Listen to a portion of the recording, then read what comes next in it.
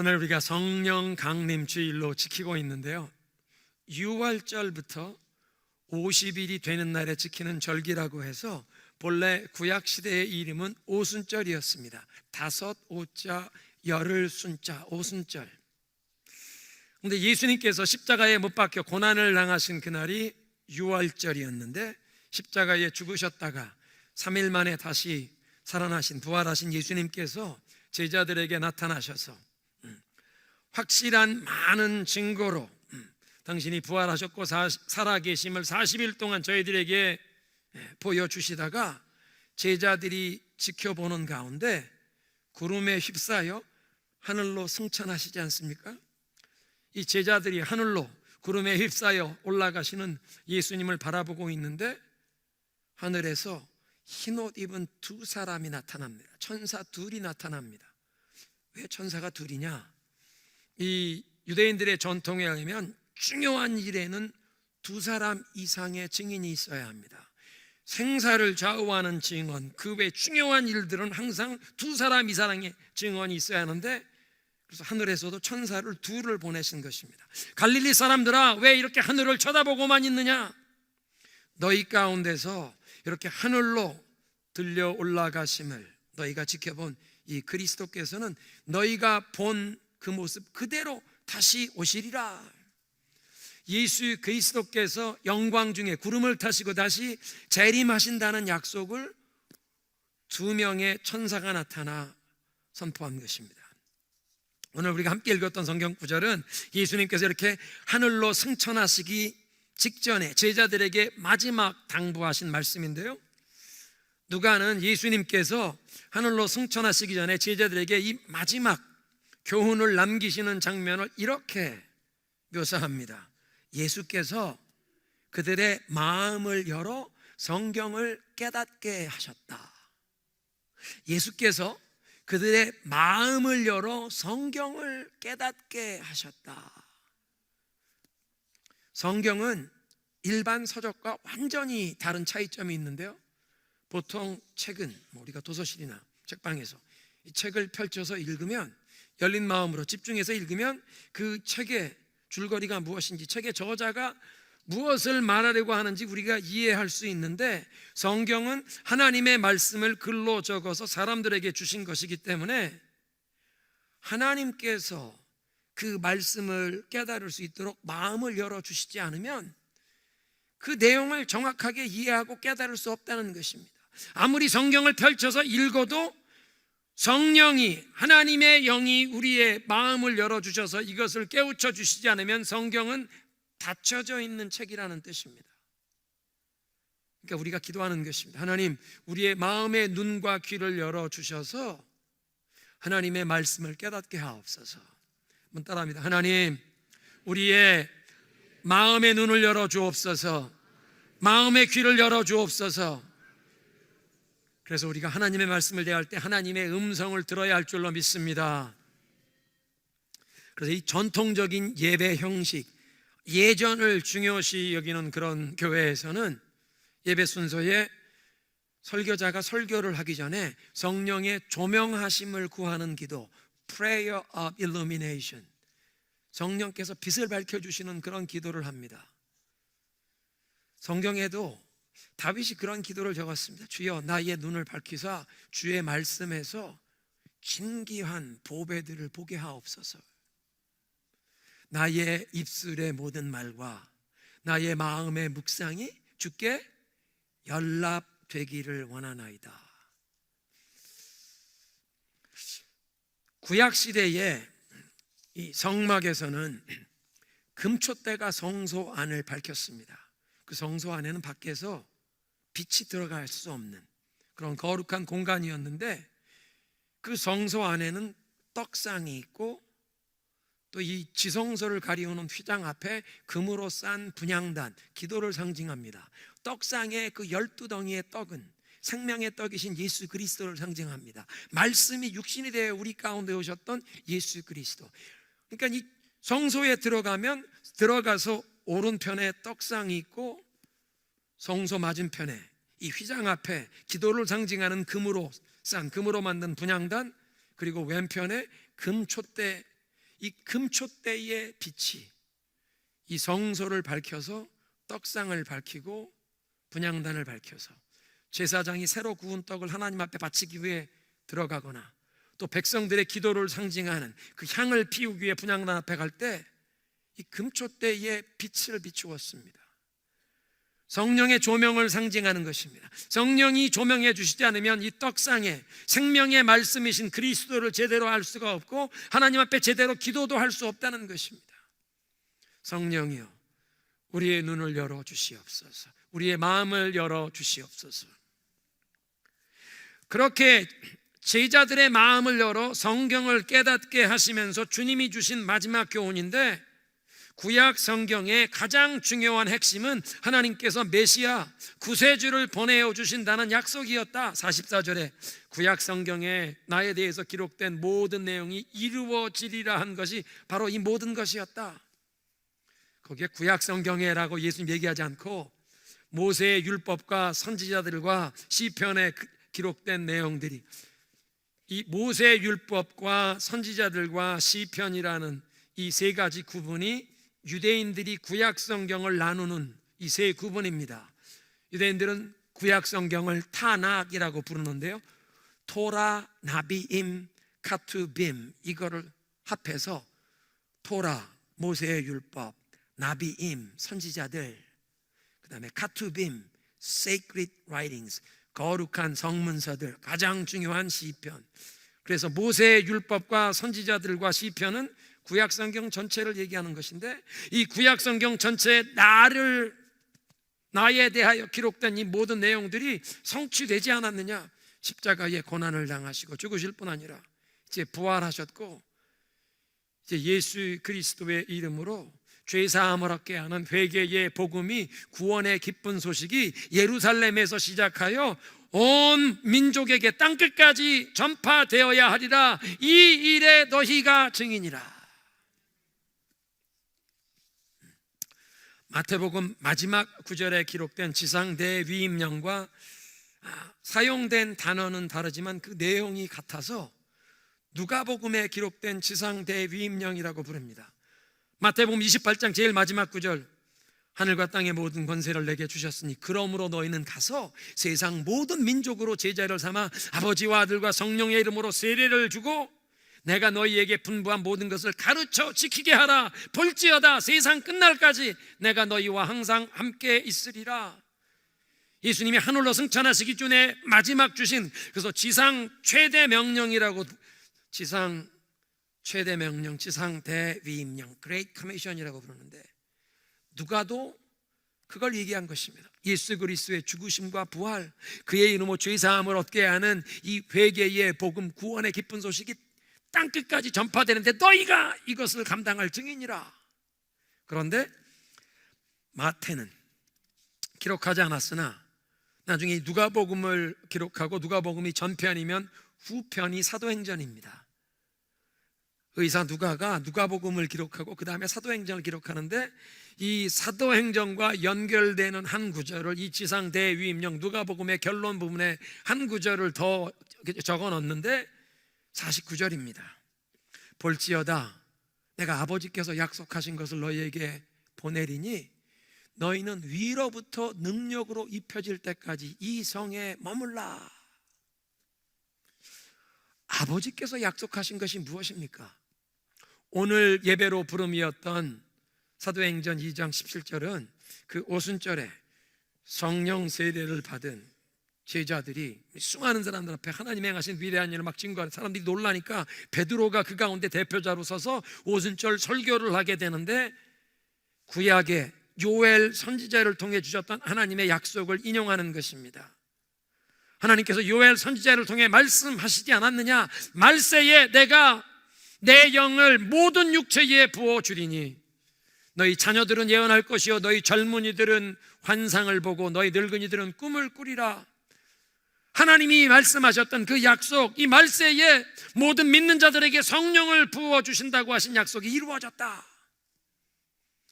그러니까 아버지께서 약속하신 것은 말세에 그리스도를 믿는 자들에게 성령을 부어주신다는 그 말씀인데, 예수님께서 이제 부활 승천하셔서 하나님 보좌 우편에 좌정하시면 이 하나님이 약속하셨던 보혜사 성령을 보내어 주신다고.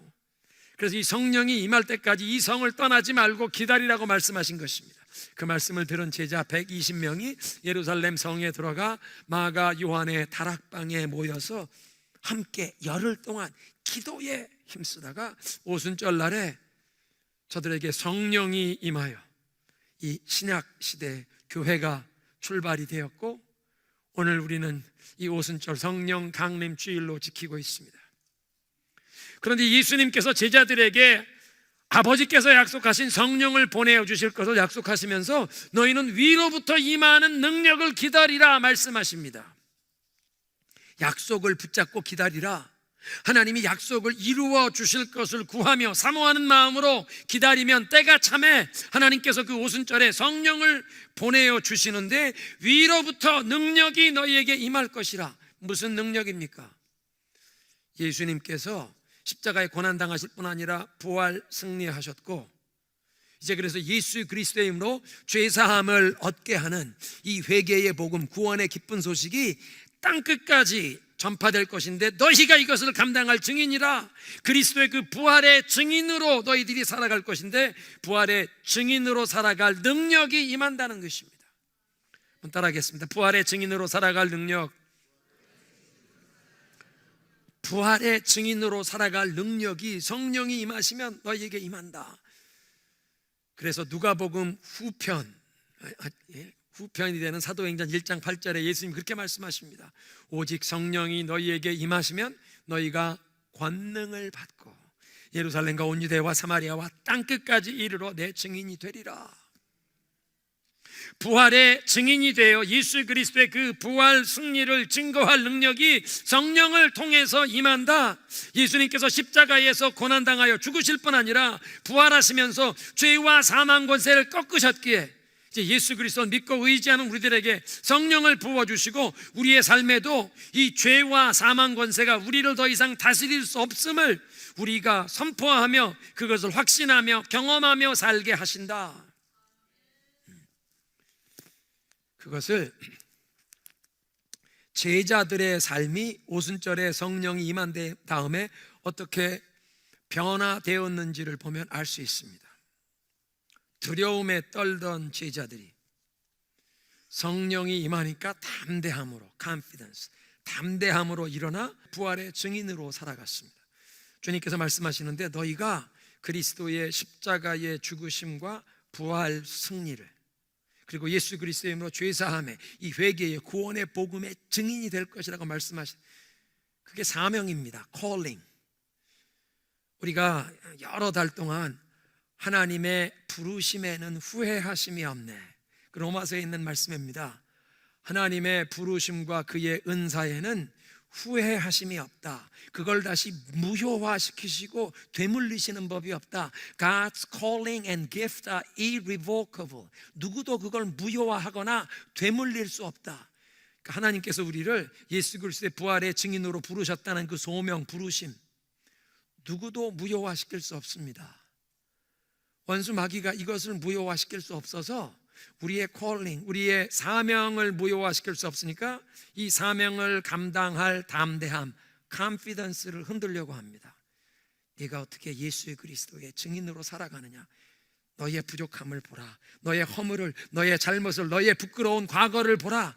자꾸 우리에게 지난날 우리의 이 모든 부끄러운 모습을, 허물을, 죄를 기억나게 해서 그리스도의 이 부활의 증인으로 살아가지 못하도록 우리 마음의 이 담대함을, 자신감을 흔들어 버리려고 합니다. 그런데 예수 그리스도의 부활의 증인으로 살아갈 이 능력이 임한다, 담대함을 얻게 된 제자들의 모습, 불과 50일 전만 해도 예수님께서 겟세마네 동산에서 체포당하실 때 12 제자들은 다 예수님을 버리고 도망쳤습니다. 베드로는 예수님을 모른다고 3번이나 부인하지 않았습니까?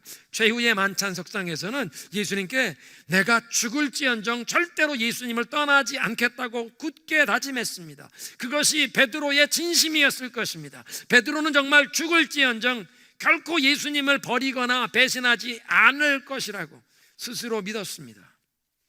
진심으로 예수님을 사랑했기 때문에 사람들이 예수님을 붙잡아 가는데 그 무리를 멀리서 따라가서 위험을 무릅쓰고 대제사장의 그 관저, 그 뜰 안에까지 들어갑니다. 아니 거기가 어디라고?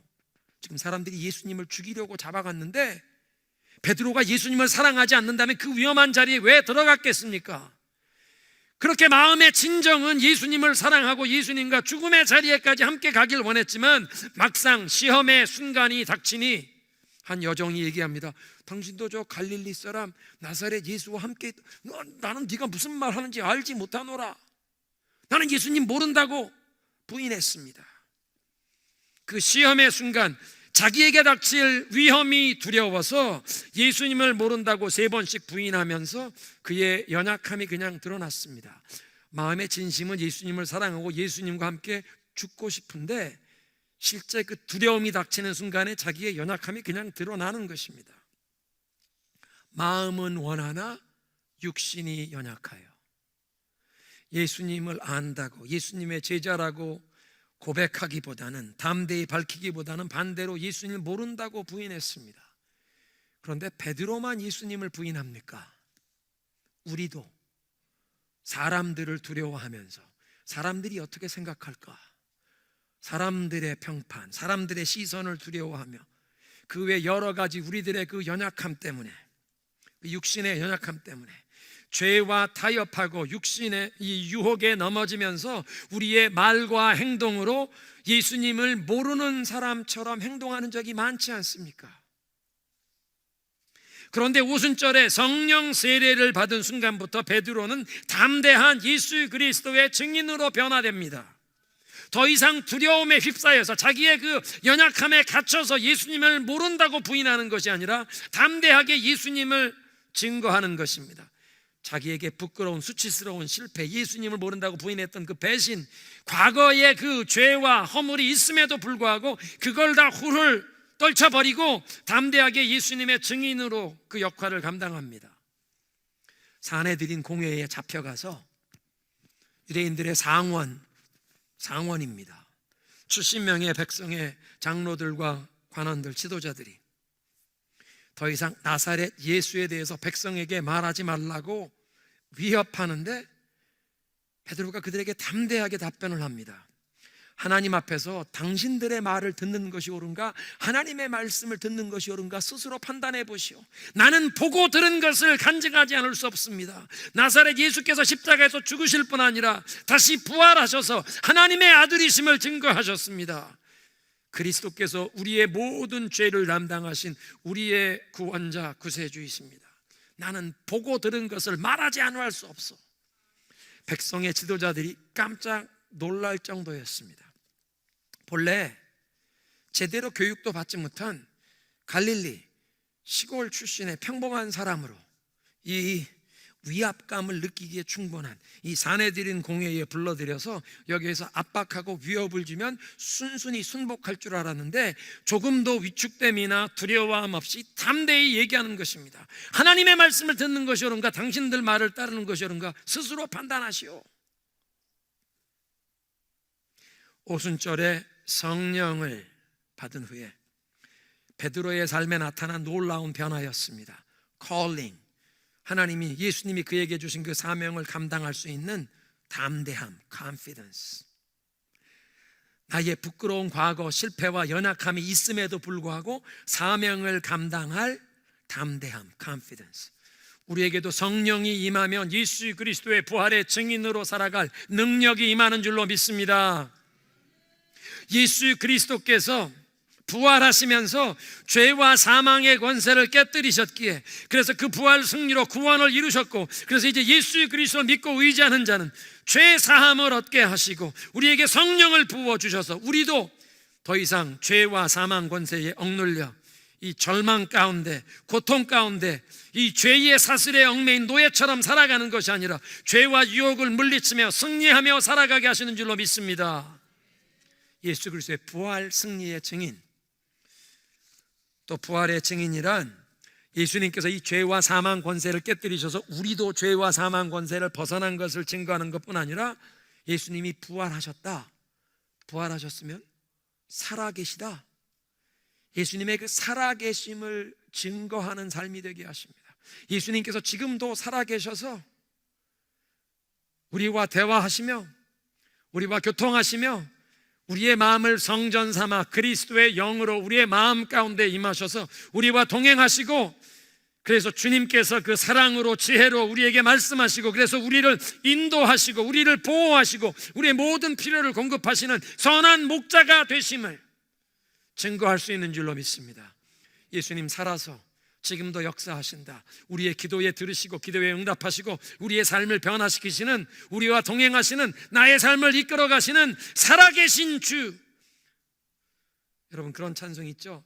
살아계신 주, 나의 참된 소망, 걱정 근심 전혀 없네. 사랑의 주네 갈 길 인도하니, 내 모든 삶의 기쁨 늘 충만하네. 아멘. 예수님이 살아계시기에 나의 소망이 되시고 걱정 근심이 전혀 없다. 그 영어 원 가사는 그렇습니다. Because he lives, I can face tomorrow. 예수님이 살아계시기에 내가 내일을 맞이할 수 있습니다. Because he lives, all fear is gone. 모든 두려움이 물러갔네. 예수님이 살아계시기에 모든 두려움이 물러가고 걱정 근심이 물러가고, Because I know he holds the future. 예수님께서 미래를 붙잡고 계신 것을 알기에 Life is worth the living. 예수님이 살아계시기에 우리의 인생은 살아갈 가치가 있다. 어떤 일을 경험할지라도 예수님이 살아계시기에 우리의 인생은 살아갈 가치가 있다. 예수님의 살아계심을 증거하는 부활의 증인으로 살아가게 하시는 줄로 믿습니다. 마지막으로 살펴보기 원하는 것은 이 오순절에 마가의 다락방에 120명의 제자들이 모여서 기도에 힘쓰다가 그들에게 성령 세례가 부어졌던 그 상황에 나타난 두 가지 현상, 그 성령이 임하신 모습이 두 가지 이미지로 묘사되는데요, 우리의 기도 제목으로 품기 원합니다. 첫째는 하늘로부터 급하고 강한 바람과 같은 소리가 있어 온 집에 가득했다. 한번 따라합니다. 급하고 강한 바람. 두 번째는 불의 혀같이 갈라지는 것이 사람들에게 보이는데 각 사람 위에 머물러 있더니. 따라합니다. 불의 혀, 급하고 강한 바람, 불의 혀, 바람과 불, 바람과 불. 여러분, 바람이 지난 며칠간 우리가 뉴스를 보았습니다. 휴스턴에서도 강풍 때문에 막 건물의 창문들이 다 깨지고. 여러분, 바람이 강하고 세게 불면 지붕이 날아가고 나무가 뿌리채 뽑히지 않습니까? 급하고 강한 바람같이 성령이 임하신다. 열왕기상 19장에 보면 엘리야 선지자가 갈멜산에서 하늘에서 불이 내려와서 누가 참 살아계신 하나님인 것을 증거하며 바알을 섬기던 우상의 제사장 850명을 칼에 쳐 죽이지 않습니까? 그 우상 숭배를 왕궁에서부터 후원하던 왕후 이세벨이 엘리야 선지자를 죽이겠다고 위협하는 전가를 보내는데, 그 말을 듣고 엘리야 선지자가 두려워서 남쪽으로 도망합니다. 광야로 도망합니다. 로뎀나무 아래 누워서 하나님, 나를 죽여주세요. 하나님께서 천사를 보내 깨우시는데, 깨워서 보니까 머리에 불에 구운 떡과 물병이 있습니다. 그걸 먹고 또 잡니다. 영적인 우울증에 빠진 거예요. 디프레션. 또 깨우십니다. 불에 구운 떡과 물 한 병이 또 있었습니다. 두 번째 그걸 먹고 하나님이 공급하신 이 양식을 먹고 힘을 얻어 40일 주야를 걸어서 하나님의 산 호렙에 이르렀는데 동굴 속에 들어갑니다. 어두운 캄캄한 동굴. 시험에 빠진 사람들이 이렇게 캄캄한 동굴에 들어갑니다. 그런데 하나님께서 거기에서 엘리야를 찾아오시죠. 열왕기상 19장 11절 여호와께서 이르시되 너는 나가서 여호와 앞에서 산에 서라 하시더니 여호와께서 지나가시는데 여호와 앞에 크고 강한 바람이 산을 가르고 바위를 부수나. 급하고 강한 바람이 불면 산을 가르고 바위를 부술 정도가 됩니다. 산을 가르고 바위를 부수는 것처럼 급하고 강한 바람으로 성령이 우리의 삶에 임하시면 우리의 삶에서 본래 그 자리에 있지 말아야 할 것들을 흔들어 버리시고 이걸 쓰러뜨리시고 이걸 부수어 버리시는 줄로 믿습니다. 우리의 삶에, 우리의 내면 세계에, 우리의 가정에 오랜 세월 방치되어서 먼지가 수북이 쌓인 부분이 있습니다. 구약시대에 백성들이 하나님께 등을 돌리고 우상을 숭배하면 성전이 그냥 방치되어서 성전에 퇴락된 곳이 생깁니다. 하나님을 향한 열심을 가진 왕이 일어나면, 요시야, 히스기야 같은 사람이 일어나면 성전 무너진 것을 먼저 수리하기 시작하는데 먼지를 다 털어내고 소지하다 보면 구석에 처박혀 있던 하나님의 말씀을 발견합니다. 신명기 두루마리를 발견하는 것입니다. 그동안 하나님의 말씀도 없이 살았던 것입니다. 여러분, 오랜 세월 방치되면, 누가 들여다보지 않으면 구석에 먼지가 쌓이는데 우리의 마음의 성전도 어떤 구석에 먼지가 쌓일 수 있습니다.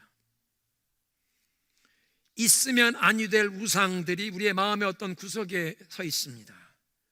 역기능과 상처를 해결하지 않은 채 그냥 지나가다 보니까 이것이 우리의 마음에서 자리를 잡고 뿌리를 내려 우리의 삶을, 고통을 주고 우리를 영적으로 계속 끌어당기는 이 견고한 원수의 진이 되어버립니다.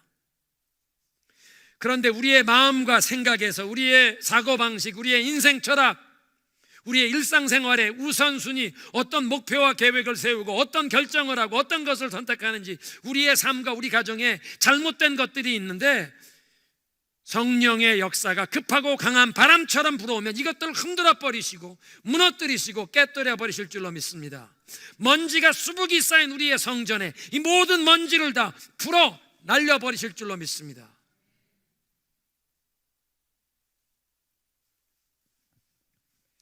성령이여 급하고 강한 바람처럼 임하사 나의 삶에, 우리 가정에서 잊지 말아야 될 것을 흔들어 버리시고 부수시고 산을 가르고 바위를 깨뜨리시되 급하고 강한 바람으로 임하사 이것들을 다 불어 날려 주옵소서. 그리고 오순절날 이 급하고 강한 바람이 그 온 집안에 가득했던 것처럼, 이 유체의 역학인데요, 바람이 불어오면 바람만 아니라 물이든 빈 공간 없이 다 채웁니다. 급하고 강한 바람이 불어 임하면 우리의 삶, 우리 가정, 우리 교회 구석구석 안이 건드리는 것 없이 성령이여 충만하게 채워주시옵소서. 여러분이 아시는 것처럼 불은 모든 부정하고 더러운 것을 태워서 정결케 하십니다. 소멸하는 불이신 하나님, 거룩하신 하나님이 보시기에 합당하지 않은 것을 이 거룩한 불로 성령이 임하시면 우리의 삶에서 다 태워버리십니다. 정결케 하십니다. 태워버리고 정결케 하실 뿐만 아니라 불은, 그 뜨거운 불은 우리의 삶에 뜨겁게 달아오르게 하시는데 하나님을 향한 사랑과 감사와 열정이 뜨겁게 일어나게 하십니다. 하나님의 이름을 향한 열심, 복음을 향한, 하나님의 나라를 향한 열심이 우리 가운데 일어나게 하십니다. 그러니까 성령이 급하고 강한 바람처럼 뜨거운 불처럼 임하면 우리의 삶에, 그 제자리에 마땅히 있어야 할 것은 요동치 않게 두십니다. 확인해 주십니다. 그런데 하나님이 보시기에 합당하지 않은, 잊지 말아야 할 것들이 있는 것은 흔들어 버리십니다. 깨뜨리십니다. 태우십니다. 오늘의 메시지를 정리하겠습니다. 승천하시기 전에 제자들에게 마지막 교훈을 주시던 예수님께서 제자들의 마음을 열어 하나님의 말씀을, 성경을 깨닫게 하셨던 것처럼 주여 우리의 마음의 눈과 귀를 열어주셔서 하나님의 말씀을 제대로 깨달아 알게 하여 주옵소서. 아버지께서 약속하신 것은 말세의 모든 믿는 자들에게 성령을 부어주시는 것이었습니다. 그 그 성령이 위에서부터 능력으로 우리에 임하신다고 하십니다. 예수님의 부활의 증인으로 살아갈 능력, 예수 그리스도의 부활 승리를 증거합니다. 예수님께서 부활하시며 죄와 사망의 권세를 깨뜨리셨기에 예수 그리스도를 믿고 의지하는 우리에게도 죄사함을 얻게 하시고 성령을 부어주셔서 우리의 삶에도 죄와 어둠의 역사가, 죽음의 역사가, 절망의 역사가, 이 모든 고통의, 질병의, 이 가난의 역사가 떠나가게 하실 줄로 믿습니다. 그리스도의 부활 승리의 증인입니다. 두 번째로 그리스도의 부활의 증인, 예수님이 부활하셔서 영원히 살아계시다. 지금도 살아계셔서 나와 동행하시며 나의 기도를 들으시고 응답하시고 역사하시는 하나님, 내 마음을 성전 삼아 그리스도의 영으로 임하셔서 선한 목자가 되어 나를 인도하시고 보호하시고 공급하시는 주님의 살아계심을 나의 삶에서, 나의 변화된 삶을 통해 증거하게 하실 줄로 믿습니다. 가장 중요한 것은 어떻게 하면 오늘 이 오순절이 2000년 전에 사도행전 2장에 있었던 역사로 한번 기념하고 지나가는 것이 아니라 어떻게 하면 오늘 나에게 이 예수님이 약속하신 위로부터 임하는 이 능력을 나도 받느냐?